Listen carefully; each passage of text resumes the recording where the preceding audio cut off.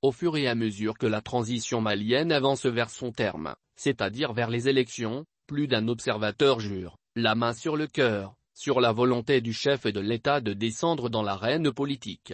Ce qui veut dire que le président de la transition, à l'instar de son homologue du Tchad, caresse le vœu discret de briguer le fauteuil présidentiel. Comment cela pourrait-il en être autrement, quand on sait l'engagement du col Assimi Goïta pour refonder la gouvernance de la patrie? N'a-t-il pas souligné qu'il est prêt à donner sa vie pour que le Mali devienne un pays digne des bases posées par les pères d'indépendance?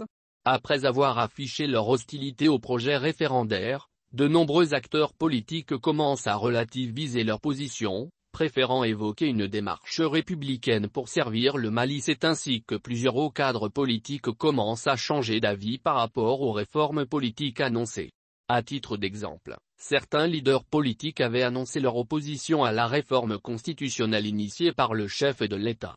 Mais, suite à des discussions avec des acteurs proches du pouvoir, ils ont fini par accepter une révision à minima de la Constitution en vigueur.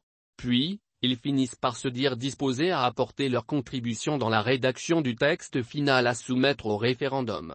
N'est-ce pas dans ce lot que se trouvent des responsables politiques comme Amadou Koïta du parti PS Hélène Cura et Amadou Eya du parti Codem, qui viennent d'être nommés au sein de la commission de finalisation du projet de nouvelle constitution? Cette nomination n'a-t-elle pas causé des remous de divergence au sein du regroupement politique des opposants à la transition, le cadre des partis et regroupements politiques pour un retour à l'ordre constitutionnel? Rien n'est moins sûr. Ces démarches du pouvoir de transition auraient pour objectif de diviser davantage les états-majors politiques et même des mouvements associatifs et syndicaux en vue de les fragiliser. Ce qui aura pour conséquence de débaucher en leur sein des acteurs plus disposés à se rallier aux forces de soutien aux autorités de la transition, dans la perspective d'un remodelage du leadership politique du pays. En effet, en vue de faire prévaloir les ambitions à briguer des postes électifs, comme ceux de députés et du président de la République, le pouvoir de transition du col Assimi Goïta est visiblement en quête d'alliés aguerris et éventuellement déçus venant de l'ancienne classe politique. Quelle stratégie alors mieux que le diviser pour régner et débaucher?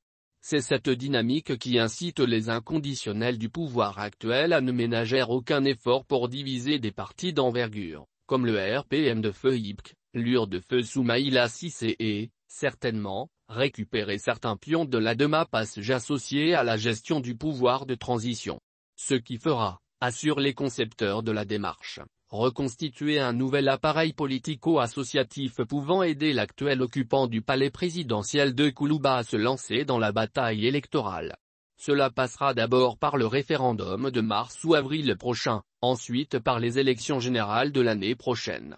En clair, les hommes forts du pouvoir actuel sont conscients qu'avec une classe politique soudée et déterminée, ils auront des difficultés d'atteindre leurs objectifs de demeurer dans la haute sphère de l'État après cette transition.